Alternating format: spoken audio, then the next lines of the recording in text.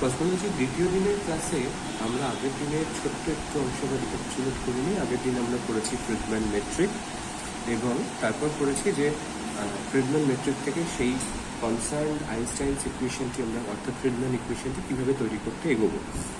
তো প্রথমত আমরা যেটা করেছি, আমাদের কাছে ওই মেট্রিকের যে ফান্ডামেন্টাল টেন্সার্সগুলি ছিল সেই টেন্সার্সগুলিকে কাজে লাগিয়ে ফার্স্ট অর্ডার ক্রিস্টোফার সিম্বলসগুলো তৈরি করেছিলাম এবং তৈরি করার পর যেটা বলেছিলাম যে আমাদের সেকেন্ড অর্ডার ক্রিস্টোফার সিম্বলসগুলো তৈরি করতে হবে এই ফর্মুলাটা অনুযায়ী, এবং যেখানে আমরা কন্ট্রাভেরিয়েন্ট ফান্ডামেন্টাল টেন্সারের এলিমেন্টসগুলোকে এইভাবে লিখব।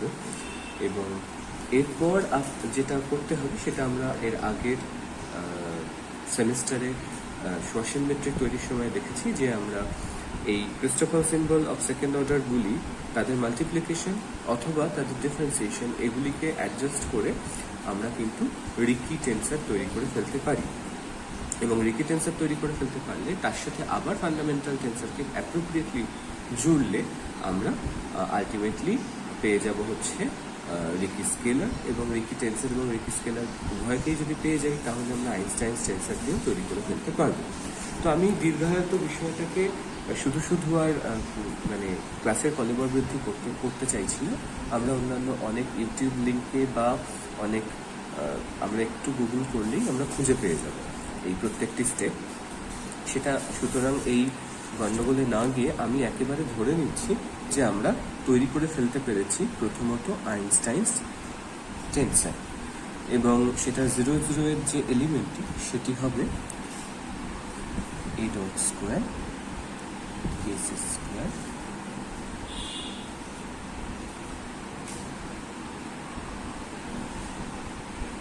এটি, এবং G11টি কি হবে, এটা হবে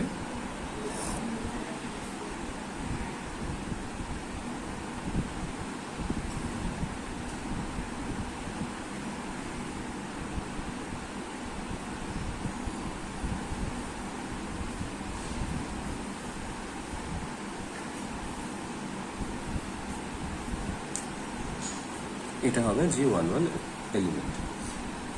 এরপর যেহেতু আমরা আইনস্টাইনস ইকুয়েশনের লেফট হ্যান্ড সাইডটাকে তৈরি করে ফেলতে পেরেছি, আমরা রাইট হ্যান্ড সাইডটার দিকে তাকাবো এবং আমরা টি মিউনিউকে ধরে নেব যে টি মিউনিউ এই আকৃতিতে থাকবে, rho minus p minus p minus p, যেহেতু আমরা plus minus minus minus convention use করছি।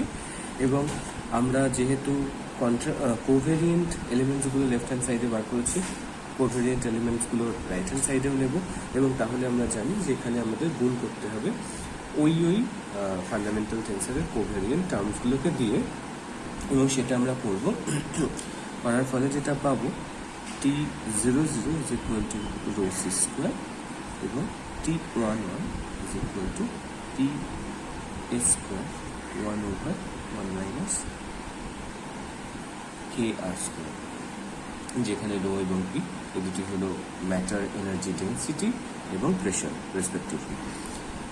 তো আমরা তাহলে এবার এদেরকে ইকুয়েট করে দিতে পারি এটার সাথে এটাকে, অর্থাৎ G00 এর সাথে T00 এবং G11 এর সাথে T11, এবং করার ফলে আমরা কি পাবো, আমরা যদি একদম 8πg/c⁴ দিয়ে গুণ করি এবং c⁴ যদি এখানে গুণ করি এপাশে, তাহলে আমরা দেখতে পাই এপাশে c⁴ এর একটা পার্ট কেটে যাবে এখানে সি স্কোয়ারের সাথে, এবং এখানে একটা সি স্কোয়ার আছে সেটাও কেটে যাবে।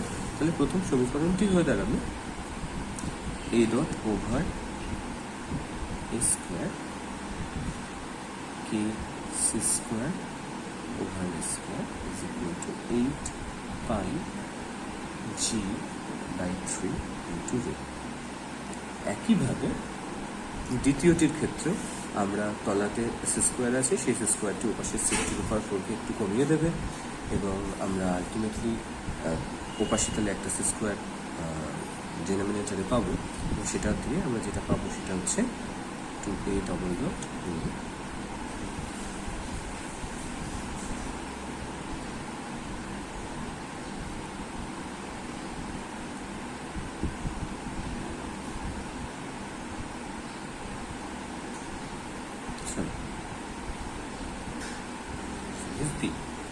তো এই দুটো আমাদের due to Friedman equation.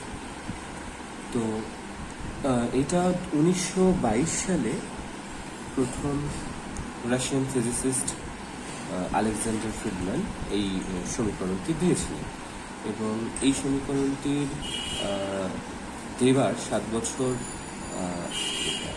পর যখন হাবল ডিসকভার করলেন যে universe is going through some expanding phase, তখন আইনস্টাইন কিন্তু এই মাঝে 7 বছর বিষয়টাকে বিলিভ করেননি। আইনস্টাইন বুঝেছিলেন যে এই সমীকরণটা থেকে যে এক্সপ্যান্ডিং ইউনিভার্সকে পাওয়া যাচ্ছে সেখানে কিছু একটা মানে গোলমাল হচ্ছে। মানে according to Einstein universe static হতে হতো।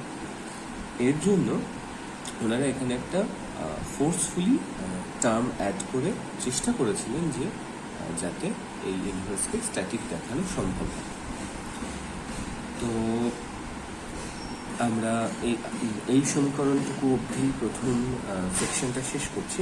পরের সেকশনটায় আমরা এর বিভিন্ন রকম প্রপার্টিসগুলোর দিকে এগোতে থাকবো। তো আমরা ফ্রিডম্যানের প্রথম যে সমীকরণটি তৈরি করলাম সেই সমীকরণটিতে আমরা দেখতে পাচ্ছি এই ডট, সেটা হচ্ছে রেট অফ কসমিক এক্সপ্যানশন। কারণ আমরা বলেছিলাম যে এ হচ্ছে যে কতটা বেড়ে যাবে সেটা যে ফ্যাক্টর, স্কেল ফ্যাক্টর। তো এই ডট সংক্রান্ত সমীকরণটি কি হচ্ছে, this square plus K C square by S square is equal to 8π/3 G rho. অর্থাৎ এটা বলছে যে রো যখন বেড়ে যেতে থাকবে তখন তার সাথে সাথে কিন্তু এই ডটও বেড়ে যেতে থাকবে। তো আমরা যদি এবার এই সমীকরণটাকে দ্বিতীয় সমীকরণটি থেকে বিয়োগ করলে আমরা পাবো সেকেন্ড ফ্রিডম্যান ইকুয়েশন, যে ইকুয়েশনটা বলছে A double dot over A is equal to minus 4π3 C square G rho C square plus 3p, যেটা বলছে যে এক্ষেত্রে একটি অ্যাক্সিলারেশন থাকবে। কেন অ্যাক্সিলারেশন থাকবে? মানে that acceleration of the expansion that should decrease or increase with the pressure and energy densities formation. আমার এই ভ্যালুটা কি হবে, পজিটিভ বা নেগেটিভ, তার উপর ডিপেন্ড করে কিন্তু আমাদের acceleration rate of increase or decrease expansion রেটটা কিন্তু ইনক্রিজ বা ডিক্রিজ করতে পারে। তো আমরা জানি যে যখনই আমরা কোনো টার্মের সেকেন্ড অর্ডার ডেরিভেটিভকে নেগেটিভ পাই তখন আমরা কিন্তু সেক্ষেত্রে ইনক্রিমেন্ট পেয়ে থাকি। তো এটার জন্য আমরা আরও কিছু টার্মিনোলজিস পরপর দেখব। তো আমরা ধরে নিই অ্যাট প্রেজেন্ট টাইমকে আমরা ধরলাম t0। তো অ্যাট প্রেজেন্ট টাইম আমরা ρ0 by the critical density ρc, এই ক্রিটিক্যাল ডেন্সিটিকে যদি আমরা ρ0 দিয়ে ভাগ করি তাহলে আমরা সেই টার্মটিকে বলছি ওমেগা0, যেটি অ্যাকচুয়ালি হচ্ছে dimensionless density at present time. এবং এটার রেসপেক্টে আমরা তাহলে ফ্রিডম্যান ইকুয়েশনকে লিখতে পারি a dot 0 square is equal to 8πg/3 a0 square ρ0 minus k square, অর্থাৎ h0 square a0 square dimensional density minus k square. এই সমীকরণটি কিন্তু প্রয়োজন বোধে নিউটনস রিলেশনে কিন্তু আমরা এটাকে রিডিউস করে ফেলতে পারি। অর্থাৎ আমরা যদি এই আইডেন্টিফিকেশনটুকু তৈরি করি, k square is equal to h0 square a0 square into ওমেগা0 মাইনাস 1, তাহলে আমরা দেখব এখানে এই রিপ্লেসমেন্টটি করলে এই অংশটি কেটে যায় এবং একটি এক্সট্রা টার্ম আসে, that is h0 square into a0 square, অর্থাৎ a0 dot square by a0 square is equal to h0 square, যেটি কিন্তু আমাদের নিউটনিয়ান রিলেশনকে ফেরত দিয়ে দেয়। এবার এই যে সমীকরণটা, এটা তাহলে কি মিন করে? এটা হচ্ছে relation between the curvature parameter k in the Robertson-Walker metric and the present day density or the present day dimensionless density parameter. তো আমরা যদি মনে করি যে কে, এবার আমরা আগে বলেছি যে কে এর ভ্যালু কী হতে পারে, পজিটিভ 1, নেগেটিভ 1 অথবা 0। পজিটিভ 1 কখন হবে, তখন আমরা এক্ষেত্রে দেখতে পারি যে এই ভ্যালুটা হয়ে যাচ্ছে 0। আবার যখন 0 হচ্ছে তখন এই ভ্যালুটা হয়ে যাবে -1, এবং যখন আমি -1 নেব this value will turn to -2। তো সুতরাং আমাদের এই কে এর বিভিন্ন value those corresponding an over critical density, that is omega 0 is greater than 1, critical density omega 0 is equal to 1, and an under critical density যখন ওমেগা 0 থেকে 1 এর মধ্যে থাকছে। তাহলে ওভার ক্রিটিক্যাল ডেন্সিটি কোনটা, যখন কে ইকুয়াল টু 1 বলছি তখন আমরা দেখতে পাচ্ছি যে omega 0 that goes greater than 1, কে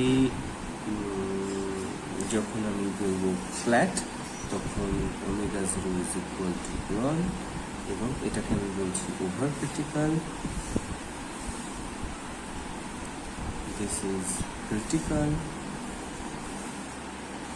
এবং যখন কে ইজ ইকুয়াল টু -1 তখন এর রেঞ্জটা হয়ে যাচ্ছে এটা, and this is under critical.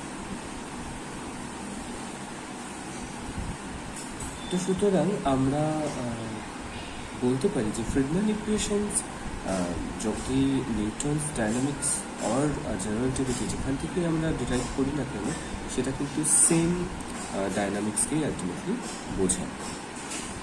তো এর পরবর্তী যে ইউনিটটা আজকে, সেটাতে আমরা বলবো যে এরপরে আমরা কসমোলজিক্যাল কনস্ট্যান্টকে কেন আনলাম এবং কিভাবে গোটা সলিউশনটাকে স্ট্যাটিক করবার জন্য চেষ্টা করলাম।